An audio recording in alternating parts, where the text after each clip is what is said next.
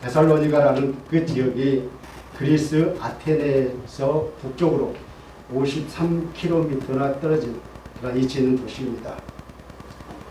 사도 바울 당시에 마게도냐 지방의 중요한 항구이며 데살로니가 교회는 바울이 2차 선교 여행 때에 3주 동안의 사역을 통해서 개척한 교회입니다.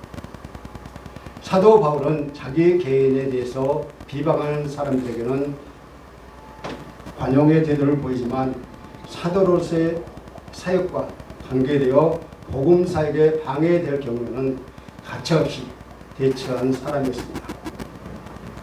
데살로니가전서 2장 역시 사도 바울의 개인을 위한 변호가 아니라 복음의 순수성과 복음을 전하는 전도자로서의 순수성을 지키기 위해서 변호하는 내용이 나와 있습니다. 그 중에서도 오늘 우리가 읽은 본문 1절에서 12절의 말씀의 중심적인 내용은 데살로니가 교회에서 행하는 복음 전파의 동기와 행동을 변호하고 있습니다. 그동안 데살로니가 교회의 교인들에게 쏟았던 사도 바울의 자신의 열심을 회상하면서 선교 초기에 고린 교회 밖에 있는 사람들이 부당한 동기와 행동으로 자신을 박해했음에도 불구하고 자신은 데살로니가에서 복음을 전한 이유가 하나님을 기쁘시게 하기 위함이었다고 그렇게 고백하고 있습니다. 그러면서 자기의 행동의 동기의 순수성과 진실함을 분명하게 우리에게 보여주고 있습니다. 이처럼 복음을 전파하는 것은 하나님이 원하신 것입니다. 그리고 예수 그리스도께서 제자들에게 여러 차례에 걸쳐서 당부했던 그러한 것입니다. 뿐만 아니라 사도 바울은 하나님의 옳게 여김을 입어 복음을 증거하는 의무와 책임을 가지고 있기 때문에 자기는 하나님의 청직이라고 그렇게 고백하고 있습니다. 여러분, 우리 사람들에게는 각자에게 맡겨진 직무와 사명이 있습니다. 우리 각자 한 사람 한 사람에게 사명이 있다는 것입니다. 그래서 그런 사명과 이치와 또 그런 직무가 있는데 그런 것을 우리가 올바른 이해를 갖게 될 때 사람들은 방향 없는 그런 발걸음이나 그러한 거리로 헤매는 사람들은 없다는 것입니다. 우리 성도들이 모두 복음을 위탁받는 그런 하나님의 청직이며 특히 교회의 지도자들에게 하나님의 비밀을 맡은 청지기들이라고 말하고 있습니다. 이같이 기독교의 청지기 사상은 주님의 청지기직에 대한 가르침에서 온 것입니다. 오늘 본문에 보면 사도 바울은 복음을 위탁받았으니라고 이렇게 함으로써 자신이 하나님의 청지기였음을 보고하고 있습니다. 그러면서 하나님의 청지기로서의 사역자가 그 직무를 감당하는 데 있어서 가져야 할 자세가 어떠한 것인지 우리에게 가르쳐주고 있습니다. 그렇다면 하나님의 청지기는 어떠한 자세로 어떠한 직무를 가지고 임해야 하는지 오늘 본문을 중심으로 함께 살펴보면서 은혜받기를 원합니다. 첫 번째로 하나님을 기쁘시게 해야 한다는 것입니다. 사람이 살면서 누구인가에게 기쁨이 되고 즐거움이 된다는 것은 매우 중요한 일이 아닐 수 없습니다. 그래서 하나님께서도 인간을 창조하신 목적이 하나님을 기쁘시게 하기 위해서 창조하셨다라고 하는 겁니다.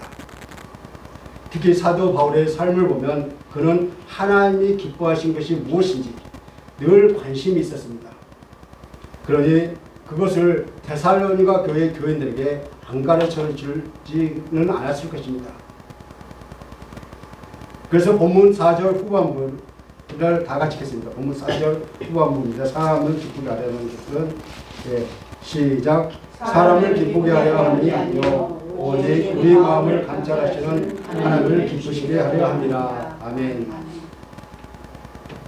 이 말은 하나님으로부터 선택되고 위임받은 복음 전도자들이 마땅히 취해야 할 그러한 자세라고 가르쳐주고 있습니다.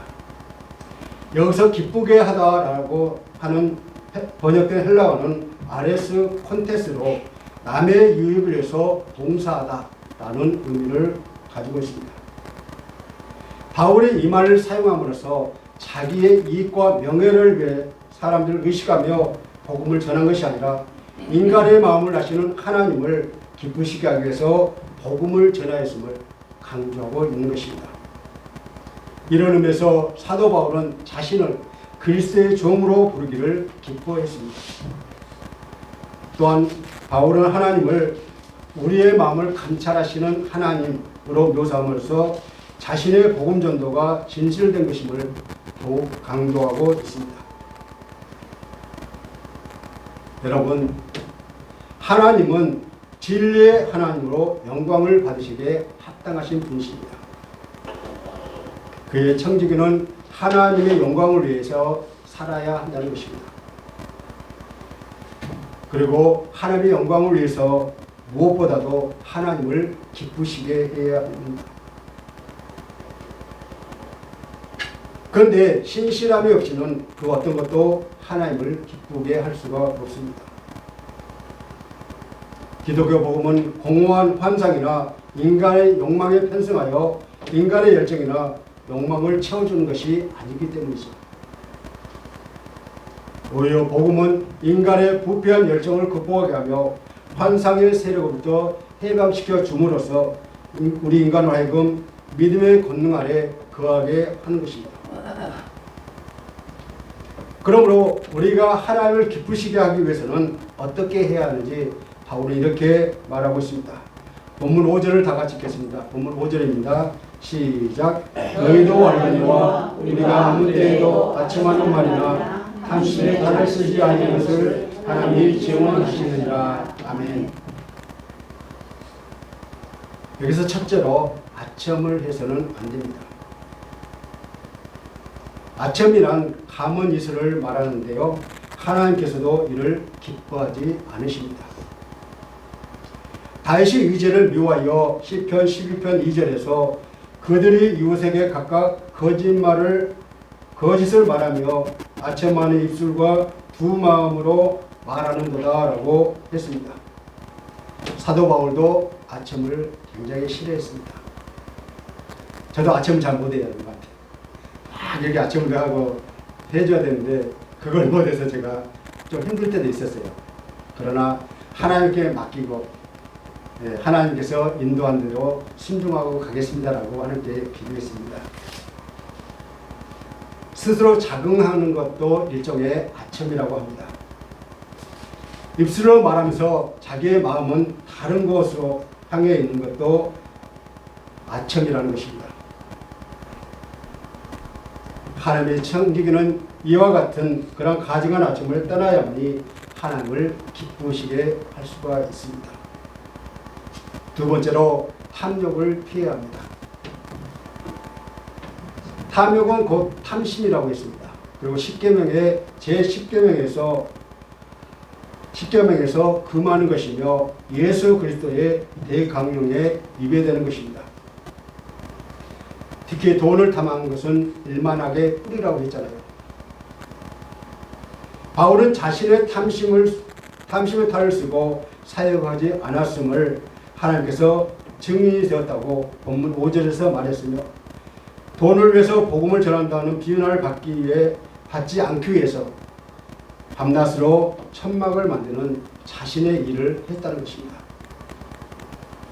그러므로 오늘날 청지기들은 결코 이익을 탐하지 말고 오직 하나님의 영광을 위해서 바울과 같이 투철한 직업관을 가지고 탐욕을 멀리해야 한다는 것입니다.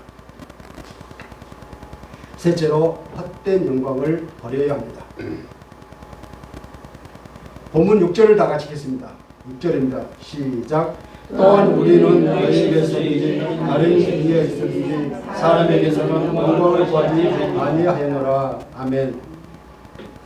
바울은 어느 누구에게나 영광을 구하지 아니하였다고 했으며 갈라디아서 5장 26절에서 보니까 갈라디아 교회 성도들에게 헛된 영광을 구하지 말라라고 했습니다.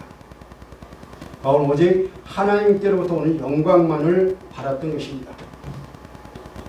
생각한데 하나님의 생각은 사람의 생각과 달라서 사람에게 높임을 받는 것도 하나님 앞에서는 인정을 받지 못하는 경우가 많이 있다는 것입니다. 그러므로 하나님의 청지기는 사람에게 미움을 받는다 해도 오직 하나님께 칭찬받는 그런 삶을 살아야 한다는 것을 우리에게 교훈하고 있습니다. 두 번째로 사랑을 실천해야 합니다. 하나님의 청지기가 실천해야 할 사랑은 우리의 영생을 위해서 독생자이신 하나님의 사랑과 십자가의 죽으심으로 우리를 구속해 주신 예수 그리스도의 은혜의 사랑입니다. 하나님의 청지기는 값없이 주시는 하나님의 사랑의 빚진 자로서 그 빚을 갚아야 할 책임과 의무가 있다는 것입니다. 주님께서 하나님을 전심으로 사랑하며 이웃을 내 몸같이 사랑하라는 이 두 계명은 율법과 선지자의 강령이라고 하셨습니다. 바울은 자신의 복음 전도의 순전함과 진실성을 더욱 적극적으로 설명하는데 본문 7절을 다 같이 읽겠습니다. 본문 7절입니다. 시작. 우리는 그리스도의 사실에서 마땅히 권위를 주장할 수 있으나 도리어 너희 가운데서 유순한 자가 되어 유모와 자기 자녀를 기름과 같이 했으니. 아멘. 사도 바울은 데살로니가 교회 성도들에게 그리스도의 복음을 전하고 그들을 양육하며 흠없는 하나님의 사랑받는 자녀가 되기를 소망했습니다. 그래서 자신을 유모같이 되었다라고 말합니다. 여기서 유순한 유모라는 의미를 살펴보면 첫째는 유모는 그의 역할에 대해 완전한 보장을 받습니다. 유모는 그 자체로 보면은 그다지 중요하거나 힘있는 존재가 아니지만 유모 배후에 있는 그 귀중한 자녀를 맡긴 친부모가 있기 때문에 그의 일은 전적으로 보장받을 수 있습니다. 이처럼 복음의 사역자들은 연약하고 무능하지만 그리스도의 복음을 맡겨주시고 하나님의 자녀를 양육할 수 있도록 맡겨주신 친부모인 하나님이 우리 뒤에 계시기 때문에 유순한 유모는 사도 바울은 그 사역을 감당하는데 아무런 지장이 없음을 우리에게 보여주고 있습니다. 둘째로 유모의 임무는 몇 가지로 제한되어 있고 고정되어 있습니다. 유모는 자기에게 악기를 맡긴 친부모와 맡겨진 자녀를 위해서 존재해야지 자기 자신을 위해서 존재하는 것은 아닙니다. 유모의 임무란 맡겨진 자녀를 사랑으로 대하고 친부모에게 양육 과정을 정직하게 표현하며 자녀에게는 친부모의 이상과 바램을 잘 전달하여 그 자녀가 친부모의 소원대로 자라도록 인도하는 사람입니다.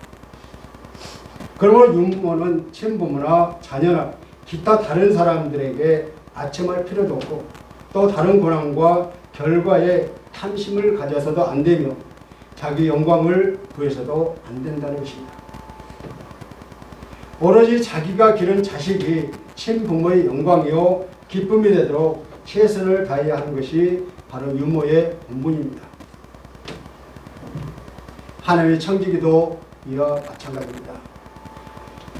자신의 이익과 명예를 위해서 복음의 전도자가 있는 것이 아니라 하나님의 영광과 기쁨 그리고 하나님의 자녀들의 건강과 성숙을 위해서 존재하는 것입니다. 셋째로 유모는 양육한 자녀를 결국에는 친부모에게 돌려보내야 합니다. 유모는 자신이 온갖 수고와 사랑으로 양육한 자녀라 할지라도 그를 자기 자녀로 삼을 수 없다는 것입니다. 반드시 친부모에게 돌려보내야 되고 그 자녀는 친부모의 뜻에 따라서 생활하게 됩니다. 영적인 자녀들의 경우도 마찬가지입니다. 사도 바울은 유모처럼 사랑과 온갖 희생으로 데살로니가 교회의 성도들을 양육했지만 자기가 양육한 모든 그리스도인들이 하나님의 부름과 하나님 나라의 영광에 이르게 하시는 하나님께 합당한 하나님의 자녀로 되기를 소망했던 것입니다. 이런 바울의 사랑이 곧 예수님의 사랑입니다. 그렇습니다. 바울은 예수님의 사랑에 잡힌 바 되어 복음 전파 과정에 목숨을 걸었습니다. 우리가 이웃을 사랑한다고 하면서 이웃에게 복음을 전하지 않으면 그것은 참 사랑이 아닙니다. 우리의 이웃사랑은 복음 전파로 나타나야 한다는 것이죠. 영혼의 구제는 참 사랑에 실천하는 행위입니다.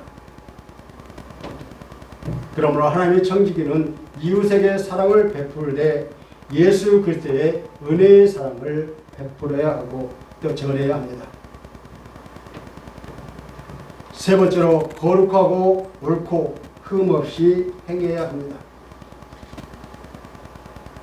바울과 그의 동역자들은 자신들이 믿는 자 중에서 하나님께 대해 경건하고 진실되게 자신의 사역을 수행했으며 하나님의 법에 따라 흠없이 옳은 일을 해가기 위해서 힘쓰고 있다는 것을 호소하고 있습니다.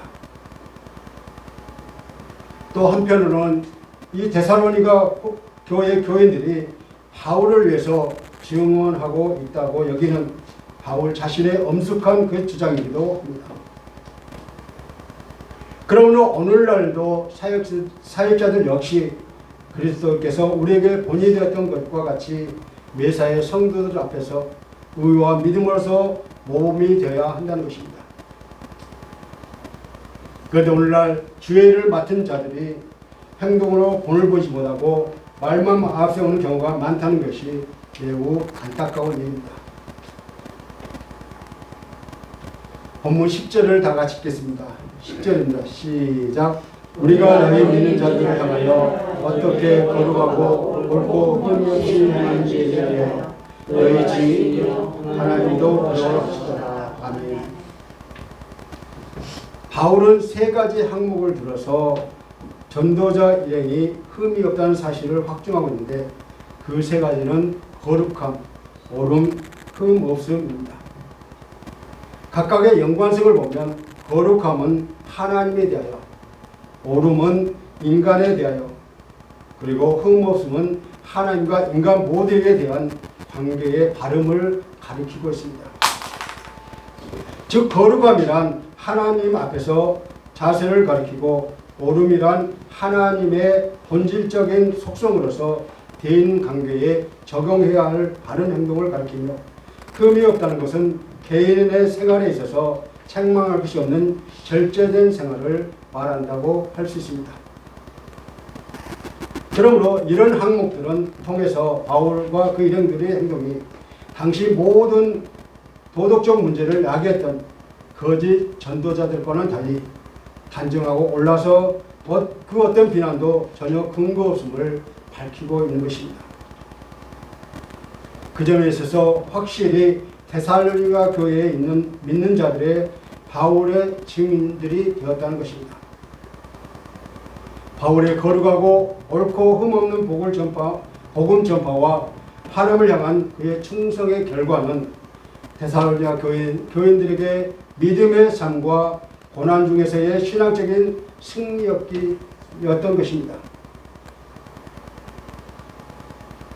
이러한 바울의 해명을 통해서 우리가 알 수 있는 것은 바울은 하나님 앞에서 세상과 분리된 거룩한 자로서 또한 하나님의 뜻에 따라 세상 사람들에게 공정하게 행동하는 옳은 자로서 하나님 앞에서 뿐만 아니라 데살로니가 교인들 앞에서도 정당하며 진실하고 성실한 하나님의 청지기였던 것입니다. 그렇습니다. 바울은 하나님과 사람에 대하여 언제나 양심에 꺼리는 힘이 없는 거룩하고 의로운 그리고 흠없는 그러한 사람이었습니다.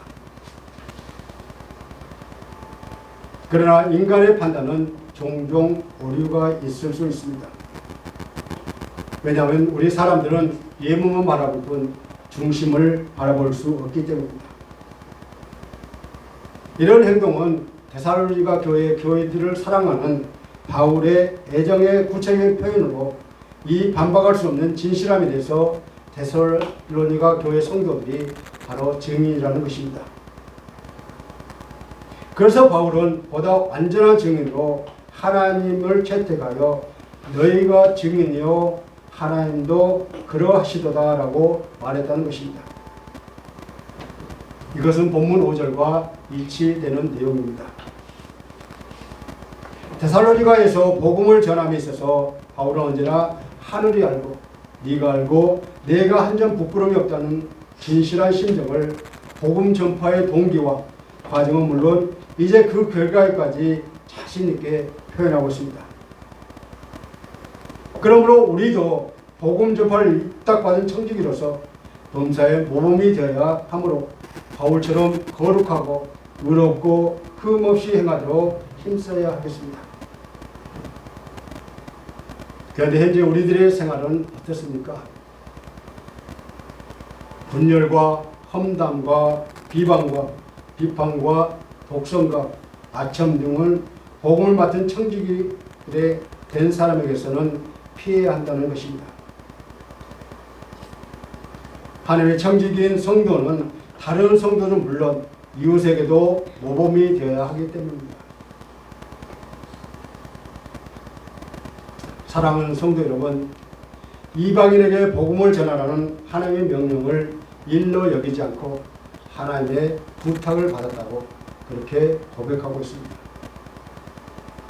그렇기 때문에 자신을 하나님의 청지기로 여기고 사람에게 보이기 위해서 애쓴 것이 아니라 하나님께 옳게 여김을 받기 위해서 모든 어려움을 극복했습니다. 우리 모두도 바울처럼 하나님의 청지기입니다. 하나님의 청지기로서의 사역자들에 있어서 자신의 직무에 어떤 자세로 임하는가 하는 것이 대단히 중요한 문제입니다.